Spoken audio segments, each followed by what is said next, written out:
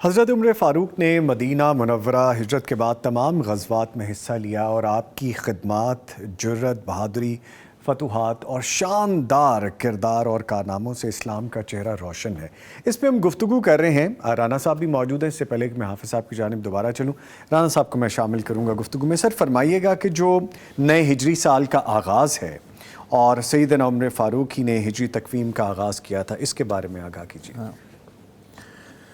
حضرت عمر فاروق رضی اللہ تعالیٰ عنہ کے اس حوالے سے بات کرنے سے پہلے ڈاکٹر صاحب جب بات کر رہے تھے تو مجھے ایک حوالہ یاد آ رہا تھا۔ جب حضرت عمر فاروق رضی اللہ تعالیٰ عنہ پر حملہ ہوا تو حضرت علی رضی اللہ تعالیٰ عنہ اور دیگر صحابہ کرام ملنے کے لیے گئے، تو ان میں حضرت علی کے ساتھ حضرت عبداللہ ابن عباس بھی، یعنی دونوں کزن، فرسٹ کزن، اللہ کے نبی کے بھی فرسٹ کزن، آپس میں بھی فرسٹ کزن ہے، حضرت عبداللہ بن عباس، حضرت علی بن ابی طالب۔ تو حضرت عمر فاروق رضی اللہ تعالیٰ عنہ پر گریہ طاری تھا اس وقت۔ تو حضرت عبداللہ ابن عباس نے کہا کہ آپ کیوں رو رہے ہیں؟ آپ نے اللہ کے سونے نبی صلی اللہ علیہ وسلم کے ساتھ وقت گزارا، بڑا اچھا گزارا، وہ دنیا سے گئے تو آپ سے راضی تھے۔ آپ نے حضرت ابوبکر صدیق کے ساتھ وقت گزارا، وہ دنیا سے گئے تو وہ آپ سے راضی تھے، اور آپ مسلمانوں میں ہیں تو مسلمان آپ سے راضی ہیں، تو آپ کس وجہ سے غم کر رہے ہیں؟ اور پھر ساتھ الفاظ کہے، انہوں نے کہا واللہ لقد کان اسلام کا عزن و امارت کا فخرن ولقد ملأت الارض عدلا، کہ آپ کا اسلام باعث عزت تھا مسلمانوں کے لیے، آپ کی حکومت جو ہے باعث فخر تھی، اور آپ وہ ہیں جنہوں نے پوری زمین کو عدل و انصاف سے بھر دیا تھا۔ تو وہ کہنے لگے کہ اے عبداللہ، کیا تو گواہی دے گا، اس کی شہادت دے گا؟ تو ان کے بولنے سے پہلے حضرت علی رضی اللہ تعالیٰ نے کہا کہ تو گواہی دے اور میں بھی گواہی دیتا ہوں کہ واقعتاً ایسا ہی ہے جس طرح عبداللہ ابن عباس نے کہا ہے۔ اور اسی موقع پہ تاریخ دمشق جس کو کہتے ہیں ابن عساکر کی تاریخ، اس کے اندر ہے کہ حضرت علی رضی اللہ تعالیٰ نے کہا کیوں اپنا غم کر رہے ہو؟ میں تمہیں جنت کی بشارت دیتا ہوں، اس لیے کہ میں نے اللہ کے نبی صلی اللہ علیہ وسلم سے اکثر سنا، کیا فرمایا کرتے تھے ابو بکر و عمر سیدہ کہول اہل الجنہ، کہ جنت کے بزرگوں کے سردار ہیں سبحان اللہ، تو میں جنت کی خوشی آپ، تو یہ تھے حضرت عمر فاروق رضی اللہ تعالیٰ۔ اب ان کے کئی کارہائے نمایاں ہیں، ان میں سے ایک کارنامہ یہ بھی ہے کہ انہوں نے سن ہجری جو ہے اس کی اپنا بنیاد ڈالی، اسلامی تقویم کی۔ ہوا اصل میں یہ تھا کہ فتوحات بڑھ رہی تھیں، مختلف علاقوں کے نظام اب کئی لوگ جو ہے نا وہ موازنہ کرتے ہیں اسکندر اعظم کے ساتھ، الیگزینڈر دا گریٹ کے ساتھ، کہ لیکن اس کا معاملہ یہ ہے کہ وہ فتح کرتا چلا جاتا، پیچھے سے کچھ ہوتا رہا، اب اس کا نام تاریخ کے اندر ہے، اس کے اثرات نہیں۔ جبکہ حضرت عمر فاروق رضی اللہ تعالیٰ عنہ کے اثرات آج صرف یہ نہیں کہ جو علاقے فتح کی ان میں ہیں، بلکہ جو علاقے فتح نہیں کیے اور ذہنی طور پر مفتوح ہیں، مثلا عمر لاز ہے یورپ کے اندر، ویلفیئر کے جتنے قوانین ہیں، یہ حضرت عمر فاروق کے اثرات ہیں۔ حضرت عمر فاروق رضی اللہ تعالیٰ عنہ کے دور کے اندر فتوحات بڑھی، تو آپ خط بھیجتے تھے، ایک معاملے کے اندر ارشاد ہوتا تو ایسے میں دوسرا موقع آ جاتا۔ اب تیز رسانی کے وہ ذرائع اور وسائل نہیں تھے جو آج ہیں، تو گھوڑوں کے اوپر سفر، بعض اوقات ایسا ہوتا کہ پہلا بھیجا ہوا مکتوب جو ہے اس سے پہلے بعد والا چلا جاتا۔ تو حضرت ابو موسیٰ اشعری رضی اللہ تعالیٰ عنہ نے عرض کیا کہ امیر المومنین ہمیں پتہ نہیں چلتا، آپ مہینے کا تو تذکرہ کرتے ہیں لیکن یہ نہیں پتہ چلتا کون سا مہینہ یا کون سا پہلے کون، تو آپ نے کہا کہ کیا آپ نے مشاورت کی، اور حضرت عمر فاروق رضی اللہ تعالیٰ عنہ مختلف مدارج میں مشاورت کیا کرتے تھے، مختلف مدارج تھے، کبھی عام کیا کرتے تھے، کبھی خاص کیا کرتے، پھر خاص الخاص کیا کرتے تھے۔ تو جب مشاورت کی نا تو ان میں ہرمزان بھی تھے جو کسرا سے خاندان سے تعلق رکھتے تھے، یہ نہروان کا جو علاقہ ہے اس کے وہ حاکم بھی تھے، بعد میں مسلمان ہو گئے تھے۔ تو انہوں نے کہا جی ہمارے ہاں ایسا ہوتا ہے کہ جو کسرا کی اپنا ہوتی ہے نا تاج پوشی یا اس کے تخت پہ آنا، تو اس سے تاریخ کا آغاز ہوتا ہے۔ تو حضرت عمر فاروق رضی اللہ تعالیٰ عنہ نے صحابہ کرام سے پوچھا کہ ہم کیا کریں، تو 4 جو ہیں تجاویز سامنے آئیں۔ ایک یہ تھی کہ اللہ کے سونے نبی صلی اللہ علیہ وسلم کی ولادت کو بنیاد بنا کے تقویم کا آغاز کیا جائے، کیلنڈر کا آغاز کیا جائے۔ دوسرا یہ تھا کہ آپ کی بعثت کو، جب آپ نبی بنے ہیں، بعثت نبوی کو۔ تیسرا یہ تھا کہ ہجرت نبوی کو، اور چوتھا یہ تھا کہ ولادت کو، وفات کو، آپ کی وفات کو بنیاد بنایا جائے۔ تو ایسے میں حضرت مختلف آئے تو ولادت کے بارے میں یہ تھا کہ تاریخ کا تعین کیسے ہوگا، بعثت کے حوالے سے تھا۔ تو حضرت علی رضی اللہ تعالیٰ عنہ نے یہ تجویز دی کہ آپ کی ہجرت کو بنایا جائے، اس لیے کہ ہجرت جو ہے یہ ٹرننگ پوائنٹ ہے اسلامی ریاست کے حوالے سے۔ اس سے پہلے کا دور کچھ اور ہے، اس کے بعد کا دور اسلامی ریاست کے حوالے سے۔ تو ایسے میں پھر جب بات ہوئی تو پھر یہ مشورہ ہوا کہ کس مہینے کو بنیاد بنایا جائے۔ تو کسی نے کہا جی سید الشہور ہے رمضان کو بنایا جائے، کسی نے کہا ربیع الاول کو بنایا جائے، تو کسی نے کہا جی کہ چونکہ حرمت والے مہینے جو ہیں زیادہ رجب کو بنایا جائے، کسی نے کہا کہ ذوالقعدہ کو۔ تو حضرت عثمان غنی رضی اللہ تعالیٰ عنہ نے کہا کہ اگر ہجرت کو بنانا ہے نا، تو چونکہ ہجرت کا معاملہ شروع ہوا تھا حج کے ایام میں، اور وہ ایام تھے ذوالحجہ کے، اور اس کے بعد جو پہلا مہینہ طلوع ہوا وہ محرم تھا، اس لیے محرم کو بنایا۔ تو یہ تھا تقویم، اور اس وقت سے لے کر آج تک تقویم جاری ہے۔ ٹھیک ہے۔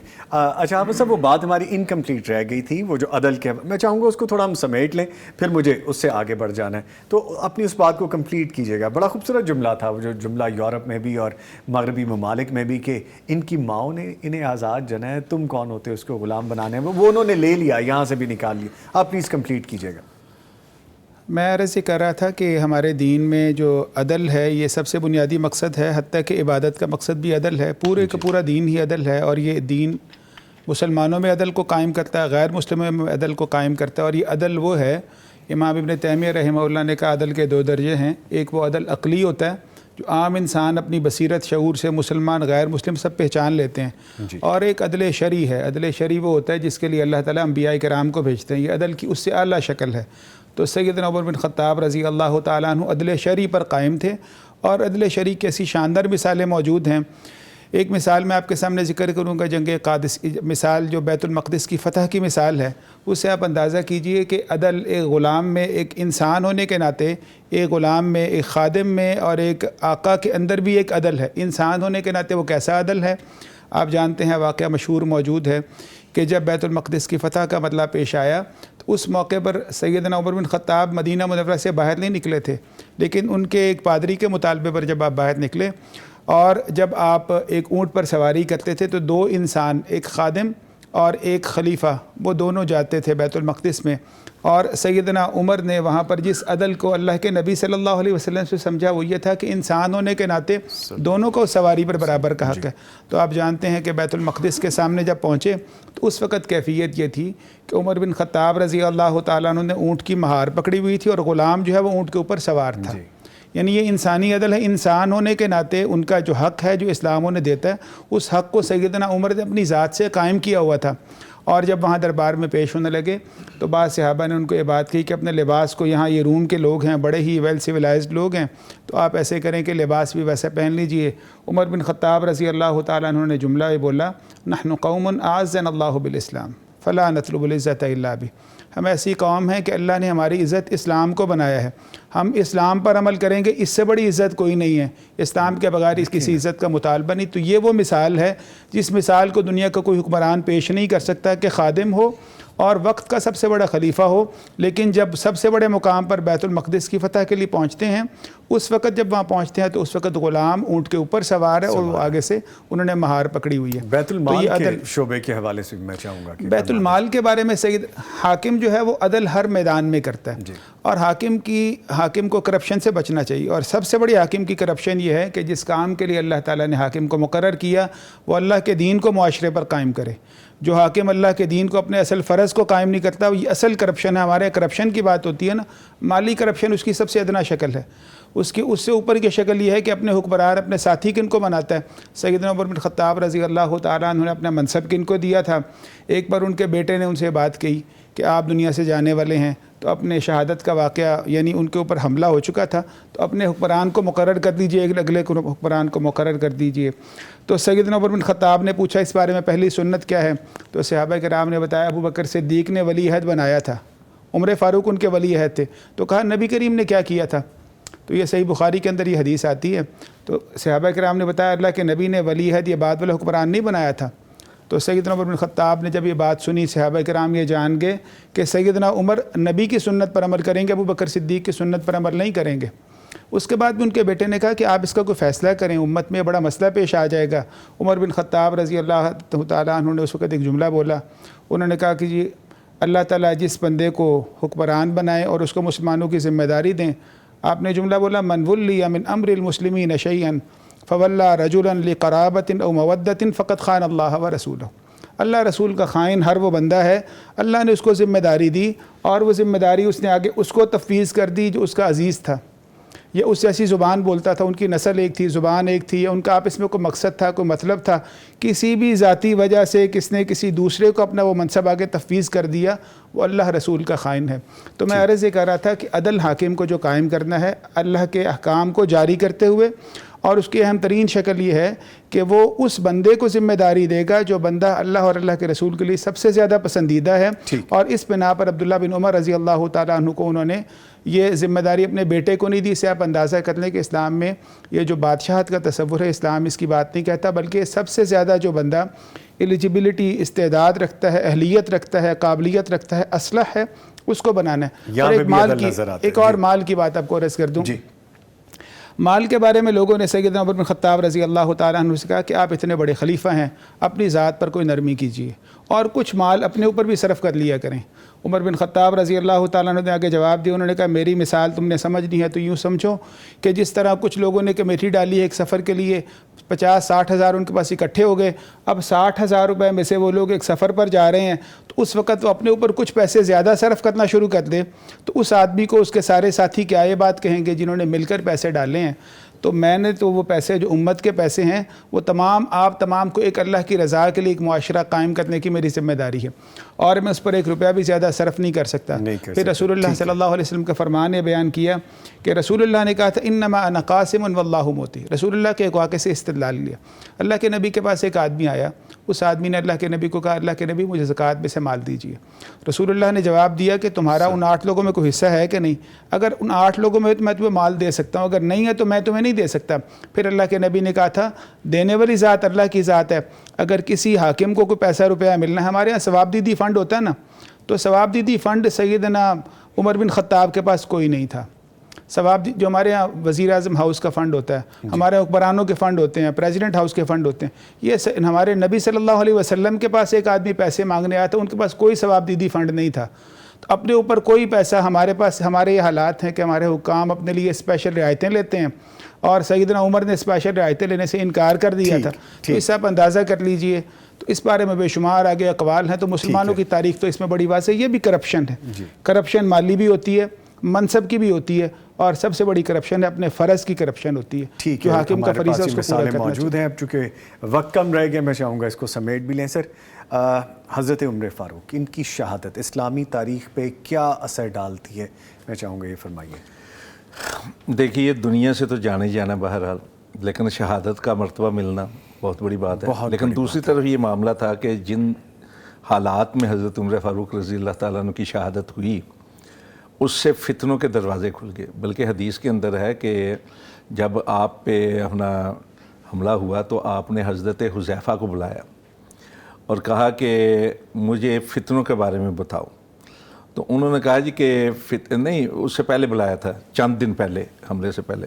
تو کہا مجھے فتنوں, تو انہوں نے کہا جی کہ انسان کے لیے فتنہ جو ہے اس کی اولاد ہے یہ, اور اس کا ازالہ جو ہے ایمان ہے, اللہ کی طرف لوٹنا ہے یہ. آپ نے فرمایا میں ان فتنوں کی بات نہیں کر رہا, میں اس فتنے کی بات کر رہا ہوں جو سمندر کی طرح ٹھاٹھے مارتا ہوا ابھرے گا. تو حضرت حذیفہ نے کہا, اور حضرت حذیفہ کو کہا جاتا ہے رازدار رسول, یعنی رسول پاک صلی اللہ علیہ وسلم نے کئی راز کی باتیں ان کو بتائی تھیں جو دیگر صحابہ کو نہیں بتائی, خصوصاً فتنوں کے حوالے سے. تو انہوں نے کہا جی آپ کو اس سے کوئی اپنا اثر نہیں پڑے گا, یعنی فتنے آپ پہ اثر انداز نہیں ہوں گے. تو حضرت عمر فاروق نے کہا کہ بتاؤ. انہوں نے کہا جی کہ آپ کے اور اس کے درمیان میں, یعنی فتنوں کے اور آپ کے درمیان میں دروازہ ہے ایک. تو آپ نے پوچھا وہ دروازہ کھولا جائے گا یا توڑا جائے گا؟ تو حضرت حذیفہ نے کہا کہ وہ توڑا جائے گا. تو ہم نے فرمایا اس کا مطلب یہ ہے کہ اگر آدمی کھولے نا دروازہ تو وہ بند ہو سکتا ہے. آپ نے فرمایا اس کا مطلب ہے کہ وہ کبھی بند نہیں ہوگا. چنانچہ یہی ہوا کہ آپ پر جب حملہ ہوا تو اس کے بعد دیکھیں کہ اسلام کے اندر، اسلامی ریاست کے اندر، تاریخ اسلام کے اندر ہمیں کتنے فتنے دکھائی دیتے ہیں. حضرت عثمان غنی کی شہادت، حضرت عثمان غنی کے خلاف بغاوت، پھر اس کے بعد جو ہے جمل اور صفین کی جو لڑائیاں ہوئیں اور جن کے اندر ہزاروں کی تعداد میں صحابہ اور تابعین جو ہیں وہ دونوں طرف سے شہید ہوئے. اس کے بعد سے لے کر آج تک وہ وجوہ جو ہیں فتنے بنی ہوئی ہیں. تو یہ اثرات مرتب ہوئے حضرت عمر فاروق رضی اللہ تعالیٰ عنہ کی شہادت کے حوالے سے. لیکن اس کے حوالے سے ایک اور پہلو بھی ہے. وہ یہ جس طرح ڈاکٹر صاحب بتا رہے تھے کہ آپ سے پوچھا گیا کہ آپ کس کو اپنی جگہ جانشین بتائیں، تو آپ نے کیا کیا؟ آپ نے کہا کہ میں نامزدگی بھی نہیں کروں گا اور میں رسول پاک صلی اللہ علیہ وسلم کی سنت مبارکہ کو بھی رکھوں گا، لیکن 6 آدمیوں کی میں کمیٹی بنا رہا ہوں، وہ مشاورت کے ساتھ آپس میں سے، یعنی بہترین. اور ایک روایت میں یہ ہے کہ انہوں نے کہا کہ اگر ابو عبیدہ بن جراح اگر ہوتے نا اس وقت تو میں ان کو نامزد کر دیتا. لیکن بہرحال آپ نے جو ہے نا اپنے بیٹے کو، بلکہ لوگوں نے کہا بھی کہ عبداللہ ابن عمر کو بنا دے، تو آپ نے فرمایا نہیں، وہ مشاورت میں تو شامل ہو سکتا ہے لیکن وہ نہیں بنے گا، باقی 6 میں سے آپس میں سے بنا لیں. یعنی وسیع تر مشاورت کے اوپر چھوڑ دیا. تو حضرت عمر فاروق رضی اللہ تعالیٰ عنہ نے کئی معاملات کیے، لیکن آپ کی شہادت سے فتنوں کا دروازہ کھل گیا. یہ سب سے بڑے اثرات میں سے اثر. ٹھیک ہے. اچھا حافظ صاحب، چونکہ چند ایک منٹ ہی ہیں میرے پاس، میں چاہوں گا کہ مختصراً شہادت کا واقعہ بھی آپ بتا دیجیے. سیدنا عمر بن خطاب رضی اللہ تعالیٰ عنہ کی شہادت کا واقعہ صبح کی نماز کا واقعہ ہے. اور اس واقعے کے اندر ایک دن پہلے آپ نے شام کو دیکھا اور جو ابو لولو فیروز مجوسی جو غلام تھا مغیرہ بن شعبہ کا، وہ غلام جو ہے وہ کچھ چیزیں تیار کر رہا تھا اور اس نے کہا میں ایسی چکی بناؤں گا دنیا اس کو یاد کرے گی. تو لوگوں نے اس سے اندازہ کیا کہ انہوں نے ان کو دھمکی بھی دی ہے.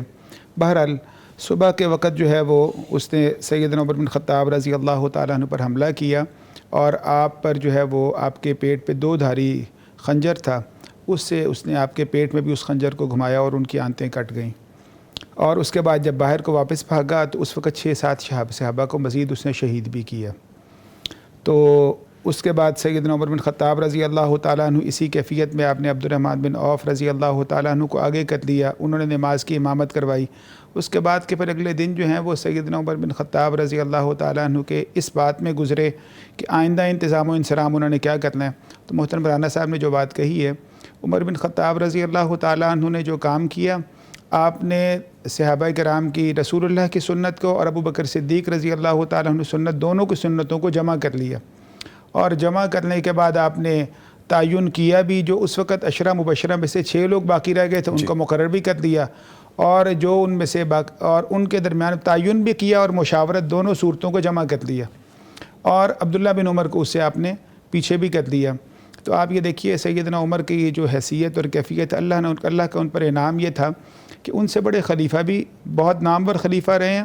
اور صحابہ کرام میں جو بڑے بڑے فقہات تھے، جو فقاہت دین کا بہت بڑا انعام ہے، اگر وہ فقاہت قرآن و سنت کے مطابق ہو تو یہ اللہ تعالیٰ اپنے ان بندوں کو دیتا ہے جو اللہ کے خاص چنے ہیں. تو عمر بن خطاب بہت بڑے فقیہ ہیں، بعض انہیں فقیہ اول کہتے ہیں. ان کے بیٹے عبداللہ بن عمر بہت بڑے فقیہ، 6 نمبر کے بڑے فقیہ. ان کے پوتے سالم وہ بہت بڑے فقیہ ہیں. تو یہ علماء، بہترین علماء کی ایک اللہ تعالیٰ نے ایک مثال ان کے خاندان میں اس کو جاری ساری کیا. تو یہ پھر مسلمانوں نے ان کی فقاہت سے بہت زیادہ استفادہ کیا. عمر بن خطاب رضی اللہ تعالیٰ ان کی فقاہت بے شمار چیزوں میں بڑی واضح ہے. میں ایک واقعہ بس ذکر یہاں کرنا چاہتا ہوں چونکہ اس وقت غیر مسلموں کی باتیں بہت ساری ہوتی ہیں. ابو عبیدہ بن جراح ان کے زمانے میں، خالد بن ولید جو تھے وہ سپہ سالار تھے. سیدنا عمر کی جیسے خلافت ہوئی تو دمشق کا مارکہ چل رہا تھا، اور دمشق کے مارکے میں 2 طرف سے جو ہے وہ 2 سپہ سالار، ایک طرف ابو عبیدہ بن جراح وہ تھے اور ایک طرف سے خالد بن ولید. یہ دونوں نے مل کر جامع اموی پر جا کر یہ اکٹھے ہوئے تھے. تو گویا کہ ابو عبیدہ بن جراح ان کے بعد سپہ سالار بن گئے. خالد بن ولید کی سپہ سالاری سیدنا عمر کے آنے کے ساتھ ختم ہو گئی تھی. ابو عبیدہ بن جراح نے شام کے تمام علاقوں کو انہوں نے فتح کیا. فتح کرنے کے بعد مسلمانوں میں اصول یہ والا ہے کہ مسلمان مال زکوٰۃ ادا کرتے ہیں، اور غیر مسلموں کا جب عدل و انصاف ملتا ہے اور غیر مسلم جو ہیں وہاں پر ان کو تحفظ ملتا ہے، دفاع ملتا ہے، تو اس وقت غیر مسلموں کو اسلام یہ کہتا ہے یہ بھی کچھ نہ کچھ رقم ادا کریں، اس رقم کو آپ جزیہ کہہ لیں، یا مسلمانوں نے زکوٰۃ ادا کرنی ہے تو انہوں نے کچھ رقم ادا کرنی ہے، انہیں ذمہ کہا جاتا ہے۔ تو ذمہ کو الزام کا لفظ تو نہیں، بلکہ ان کی ذمہ داری مسلمانوں پر ان کی ذمہ داری۔ اب اس جملے سے میں اشارہ آپ کو کرنا چاہتا ہوں، ابو عبیدہ بن جراح جو سپہ سالار تھے انہوں نے کیا کام کیا، انہیں معلوم ہوا کہ روم کے حکمرانوں نے بہت بڑا لشکر تیار کر لیا ہے اور وہ شام پر دوبارہ حملہ آور ہونے کے لیے آ رہے ہیں۔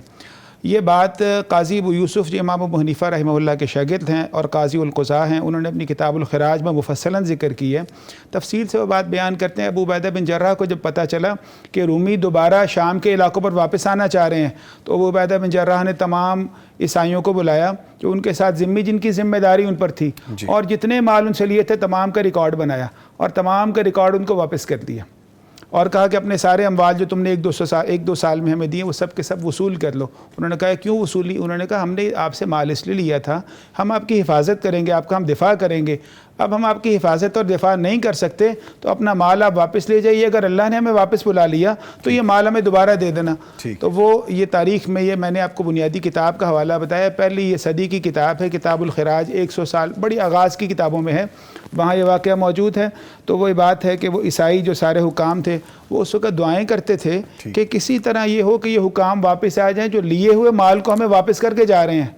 تو آپ اندازہ کیجئے اسلامی نظام عدل کی یہ خوبی ہے کہ غیر مسلم ان کے لیے دعائیں کرتے تھے، اور ان دعاؤں کے نتیجے میں آخر دوبارہ ابو عبیدہ بن جراح مسلمانوں کا لشکر غالب رہا، اور وہ تمام اموال ان غیر مسلموں نے ان کو خود دیے۔